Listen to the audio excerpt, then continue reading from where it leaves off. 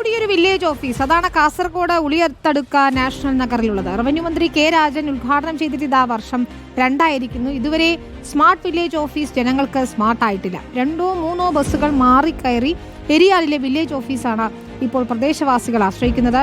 ഉദ്ഘാടനം ചെയ്ത village office സ്വന്തം നാട്ടിൽ ഉണ്ടായിട്ട് പോലും അത് പ്രവർത്തനയോഗ്യമല്ലാത്തതിന്റെ അമർഷത്തിലാണ് നാട്ടുകാർ.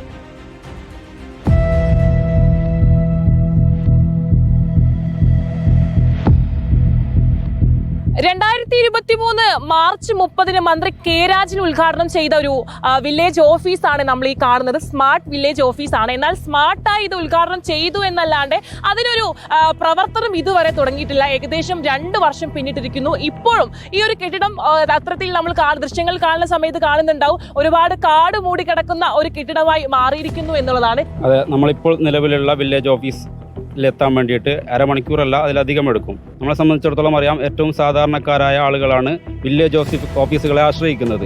അപ്പോൾ അത്തരക്കാർക്ക് സ്വന്തമായി വാഹനം ഉണ്ടാവില്ല.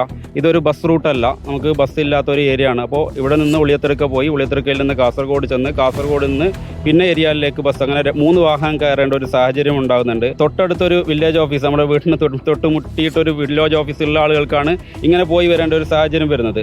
അത് പലപ്പോഴും ബസ് ആശ്രയിക്കാൻ പറ്റില്ല. ഇപ്പോൾ എമർജൻസി പോയി വരണമെങ്കിൽ ഓട്ടോ ആശ്രയിക്കേണ്ടി വരുന്നു. ഓട്ടോ ആശ്രയിക്കുമ്പോൾ മിനിമം ഒരു 500 രൂപ പോയി വരാനുള്ള ചെലവ് വരുന്നുണ്ട്. ഇത് 2.5 വർഷത്തിലധികമായി, ഏകദേശം 3 വർഷത്തോളം അടുക്കുന്ന ഈ ഓഫീസ് ഇവിടെ ഉദ്ഘാടനം ചെയ്തിട്ട്. ഇത് ഒന്ന് തുറന്നു കിട്ടിക്കഴിഞ്ഞാൽ ഇവിടുത്തെ സാധാരണക്കാർക്ക് വലിയ ഒരു ആശ്വാസമാവും എന്നതാണ് നമുക്ക് പറയാനുള്ളത്. പരാതി കൊടുക്കാറുണ്ടോ? പരാതി നിരന്തരം കൊടുത്തു. ഇവിടെ പല പ്രാവശ്യം പ്രതിഷേധങ്ങൾ നടന്നു. MLA മുഖാന്തരം, അതേപോലെ കളക്ടർ മുഖാന്തരം പരാതി നൽകി. മന്ത്രി രാജന് നേരിട്ട് ഇവിടുത്തെ ജനപ്രതിനിധികൾ ചെന്ന് പരാതി കൊടുത്തു. എന്നിട്ടും ഇതുവരെ നടപടിയായിട്ടില്ല. കാരണം പറയുന്നത് പുതിയ തസ്തിക ഉണ്ടാക്കാൻ ഇപ്പോൾ വകുപ്പില്ല, സാമ്പത്തിക പ്രയാസമാണ് ഗവൺമെൻറ് പറയുന്ന ന്യായം. വളരെ സൗകര്യത്തോട് കൂടിയിട്ട് ഇങ്ങനെ ഒരു വില്ലേജ് ഓഫീസ് ഉണ്ടായിട്ട് വരെ നല്ല പാർക്കിംഗ് സൗകര്യങ്ങൾ, പോകാനും വരാനുള്ള നല്ല സൗകര്യങ്ങൾ എല്ലാം ഉണ്ടായിരുന്നിട്ട് പോലും ഇത് തുറന്ന് പ്രവർത്തിക്കാത്തതിൻ്റെ ബുദ്ധിമുട്ട് നാട്ടുകാർ നല്ലതുപോലെ അനുഭവിക്കുന്നുണ്ട്. അപ്പോൾ എത്രയും പെട്ടെന്ന് ഇത് തുറന്നു തരണമെന്നാണ് നാട്ടുകാർക്ക് പറയാനുള്ളത്. അപ്പോൾ ഇവിടെ ഇങ്ങനെ ഇത് കെട്ടിയിട്ട് ആവശ്യമില്ലല്ലോ, നമുക്ക് ജനങ്ങളുടെ ഉപകാരമാണല്ലോ. ബിൽഡിംഗ് മാത്രം കെട്ടിയിട്ടാൽ മതിയാ. എത്രയും പെട്ടെന്ന് ഇത് തുറന്ന് തരണമെന്നാണ് നമ്മളുടെ തീരുമാനം. നാട്ടുകാരുടെ പ്രതിഷേധത്തിന് എന്നെ വലിയൊരു സമരം തന്നെ തുടങ്ങാനുള്ള ഒരു ആലോചനയാണ് നമ്മുടെ നാട്ടുകാരുള്ളത്.